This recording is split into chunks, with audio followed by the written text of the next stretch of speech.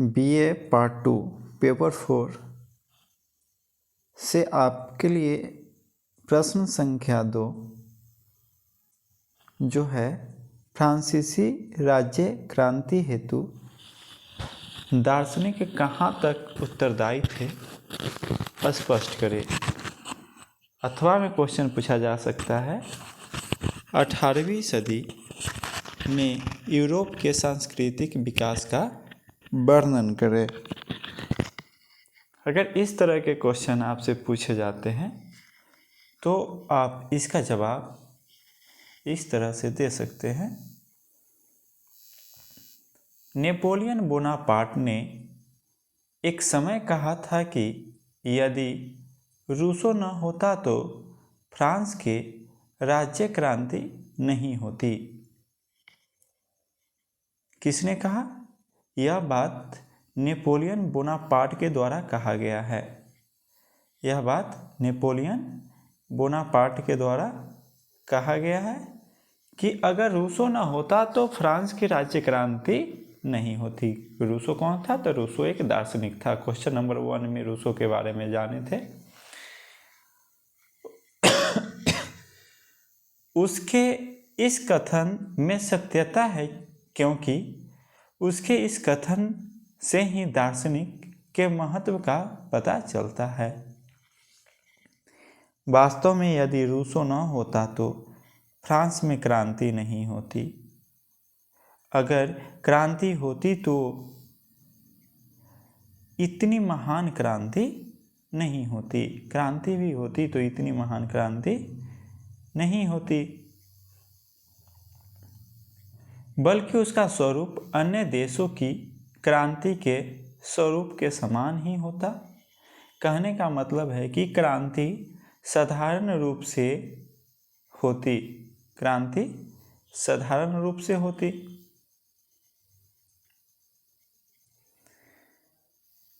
इसमें संदेह नहीं कि 18वीं सदी के इन वीरों तथा विद्वानों का क्रांति में बहुत बड़ा हाथ था। इन लोगों ने ही मध्य वर्ग को सबसे अधिक प्रभावित किया और जनसाधारण को उसके अधिकारों के प्रति जागरूक किया। ये लोग ही इन लोगों की स्वतंत्रता, समानता और बंधुत्व का मंत्र पढ़ाते थे। उस समय के दार्शनिकों के विचारों से प्रभावित होकर ही क्रांति के सेनानी मिराम्बो, रोबेस्पियर आदि ने उन दार्शनिकों के विचारों को कार्यान्वित करने की तहे दिल से कोशिश की।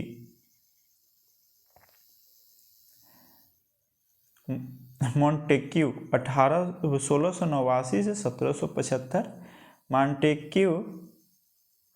मॉन्टेस्क्यू का जन्म उस समय हुआ था जबकि फ्रांस में निरंकुश शासक लुई 16वां का शासन था। फ्रांस के दार्शनिकों ने मॉन्टेस्क्यू को प्रमुख स्थान दिया जाता है। वह कैथोलिक धर्म को मानता था। वह राजतंत्र शासन का बहुत बड़ा समर्थक था, परंतु चर्च के दोषों और राजा के असीमित अधिकारों में उसको विश्वास नहीं था। वह राजा के दैवी अधिकारों के सिद्धांत का विरोध करता था। इंग्लैंड की शासन व्यवस्था से वह अत्यधिक प्रभावित था। उसके अनुसार इंग्लैंड की शासन व्यवस्था आदर्श थी। वह राज्य के शासन में प्रजा के अधिकारों का भी पोषक था।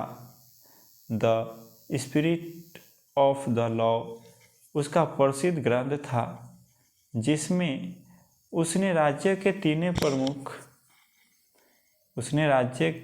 तीनों प्रमुख तत्वों का वर्णन किया है। ये तत्व है व्यवस्थापिका, कार्यपालिका और न्यायपालिका। मॉन्टेस्क्यू के कथनानुसार इंग्लैंड के शासन की सफलता का रहस्य था इन तीनों तत्वों की पृथकता अर्थात एक दूसरे से किसी भी प्रकार का संबंध न होना। अतः उसने कहा कि शासन को सुचारू रूप से चलाने के लिए ये तीनों शक्तियाँ तीन विभिन्न संस्थाओं के हाथ में होनी चाहिए। कहने का अर्थ यह है कि कोई कानून बनाए, कोई न्याय करे, कोई नियम को लागू करे। क्रांति के समय मोंटेस्क्यू के इस सिद्धांत को पूर्ण रूपेण लागू करने की कोशिश की गई। अतः मोंटेस्क्यू का यह सिद्धांत पृथक्करण पर अवलंबित था। अतः यह कहा जा सकता है कि मोंटेस्क्यू इंग्लैंड के लोकतंत्रात्मक वातावरण से अत्यधिक प्रभावित था। उसने कहा था कि England government was on the whole the best since it granted person liberty to all citizen. Montesquieu के इन विचारों से प्रभावित होकर उस युग की जनता ने हर एक देश में नियमित विधान की मांग शासकों के सामने रखी। इन्हीं मांगों के फलस्वरूप जनता के अधिकारों की रक्षा का श्री गणेश हुआ। वॉल्टेयर यह भी एक दार्शनिक थे। इनका जन्म 1694 में हुआ था और मृत्यु 1778 में। वॉल्टेयर का भी जन्म एक मध्यम परिवार में हुआ था। वह बचपन से ही व्यंग्यात्मक लेख और कविता लिखा करता था। वह फ्रांस का कुशल लेखक था। राज्य परिवार मंत्रियों और दरबारियों पर उसने जो व्यंग्य लेख लिखे, उन्हीं सब लेखों के कारण वह फ्रांस में अत्यधिक प्रसिद्ध हुआ। वह अपने लेखों द्वारा राज्य, चर्च और समाज की कुरीतियों की कटु आलोचना किया करता था। वह उस समय के चर्च को तो देखना नहीं चाहता था। यही एकमात्र कारण है कि वह अपने लेखों में तत्कालीन सामाजिक विषमता, सांप्रदायिकता, धार्मिक असहिष्णुता तथा राजनीतिक कानूनों का घोर विरोध किया करता था। अतः वह व्यक्तिगत स्वतंत्रता का कट्टर पक्षपाती था। राज्य भी वॉल्टेयर का विरोधी बन गया। इसलिए कई बार उसको वास्टिल के किले में कैद भी भुगतनी पड़ी। यहाँ तक कि उसको एक बार देश से निर्वासित भी होना पड़ा था,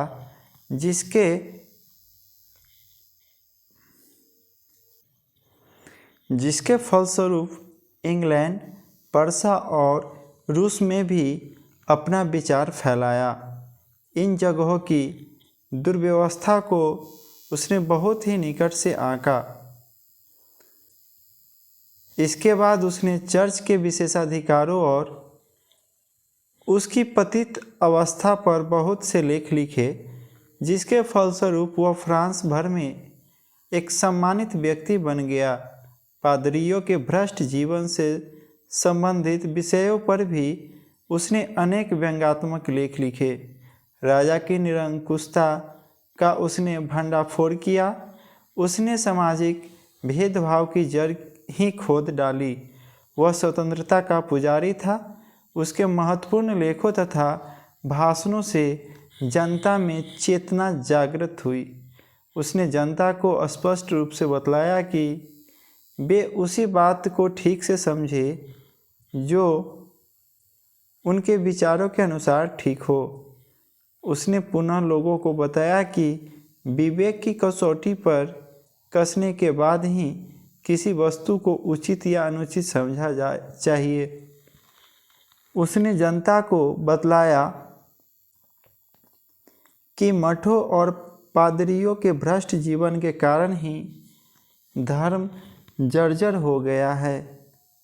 उसमें विश्वास करना लोगों की कोरी मूर्खता है, अतः ऐसे धर्म का नाश करना लोगों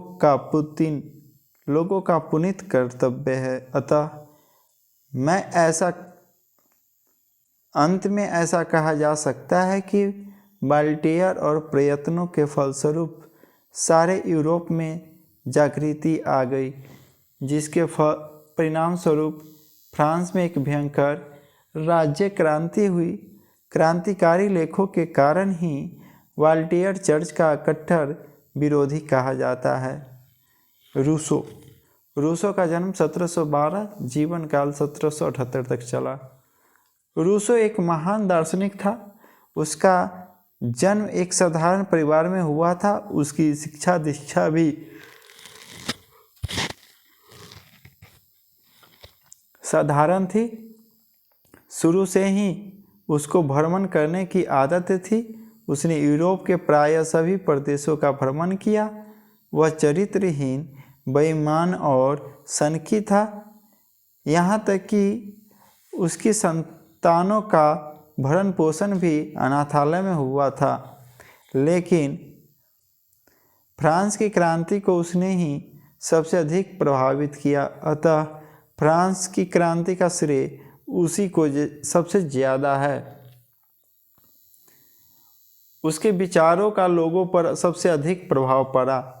कहने का अर्थ यह है कि उसके विचारों से सभी वर्ग के लोग प्रभावित हुए। यहाँ तक कि फ्रांस की रानी मेरी अंतोइन भी उसकी प्रशंसा किया करती थी। रूसो ने परदेशी होते हुए भी फ्रांस की क्रांति को सबसे अधिक उभारा। रूसो मूलतः स्विस जाति का था। वह तो जीविका की खोज में फ्रांस आया था। रूसो को निम्नलिखित विचार थे। पहला, सामाजिक समझौता।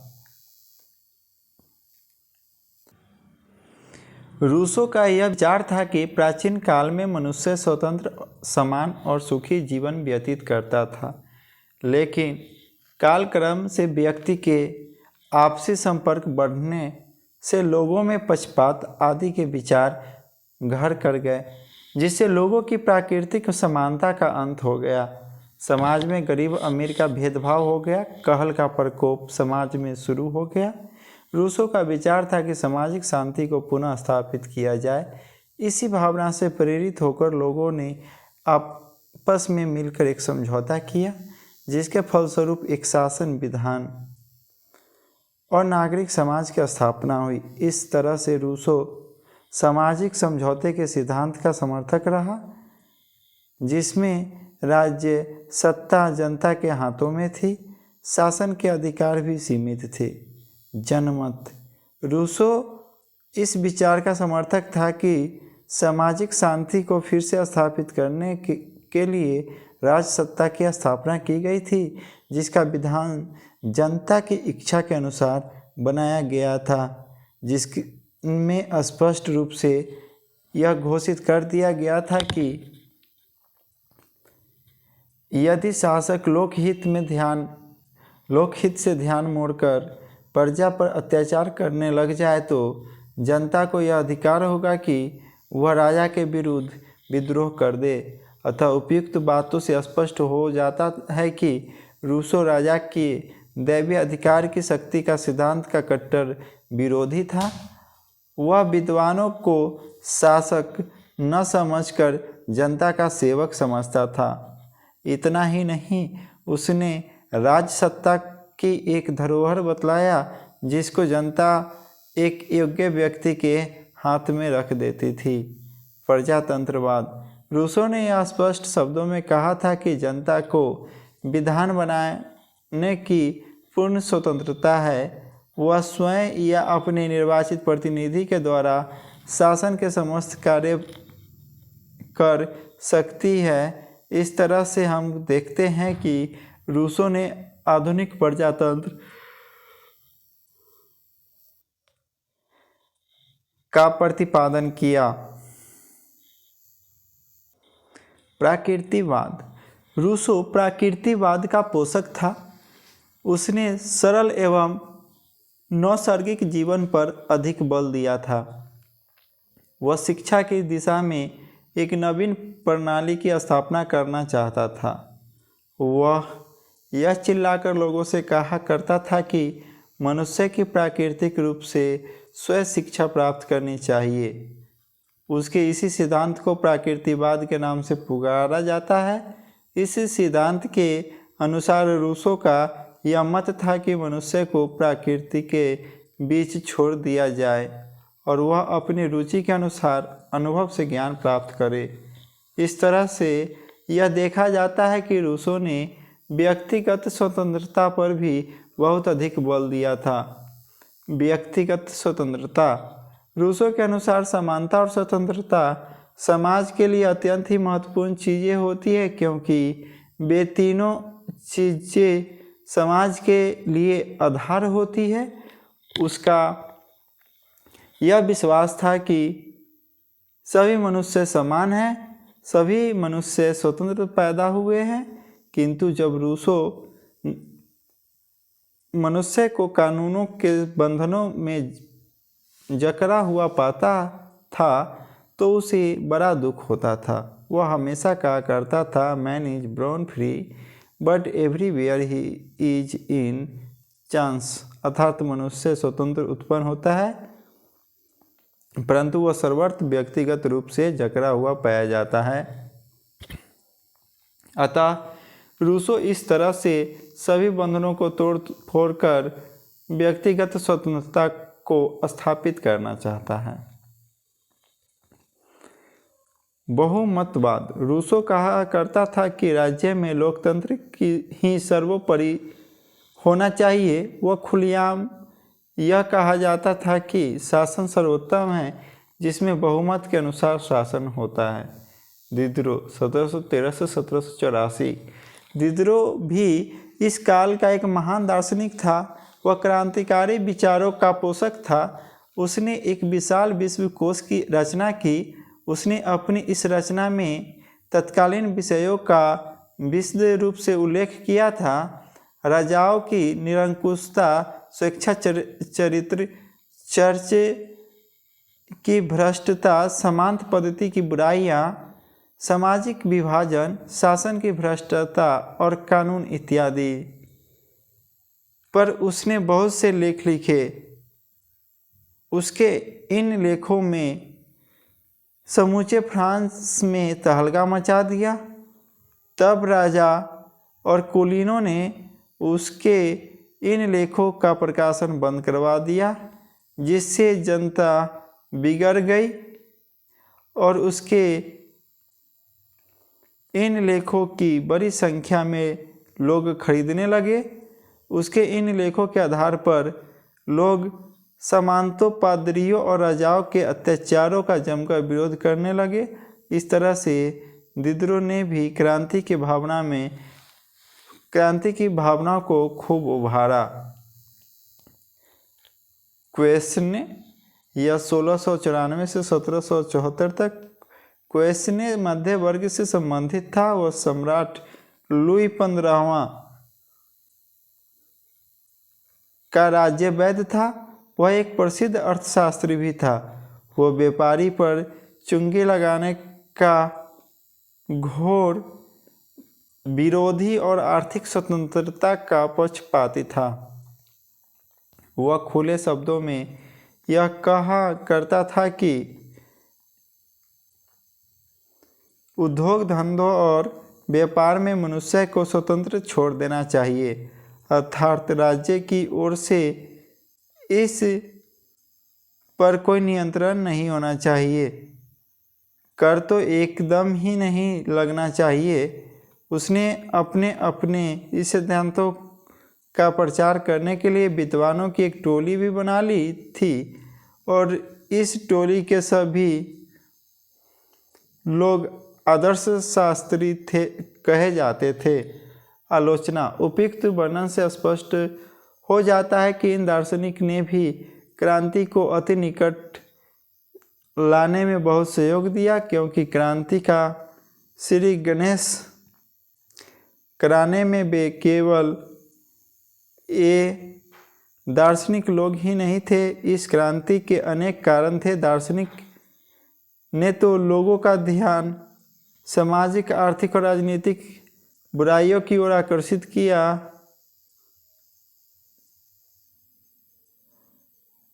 किया था, जिससे जनता के दिमाग में हलचल मच गई थी और लोग क्रांति के लिए उतावले हो गए। यह ठीक है कि ये दार्शनिक अगर नहीं होते तो शायद फ्रांस की क्रांति इतनी भयंकर रूप से धारण नहीं करती और इतनी मजबूत और इतनी महत्वपूर्ण भी नहीं होती।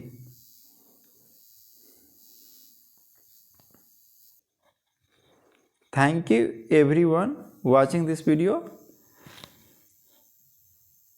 आप सभी लोगों को धन्यवाद। अगर इसमें कहीं आपको कोई त्रुटि नज़र आती है तो कमेंट सेक्शन में ज़रूर बतलाएं।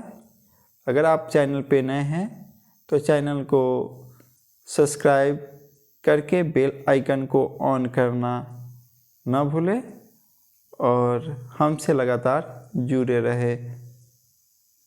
Thank you everyone.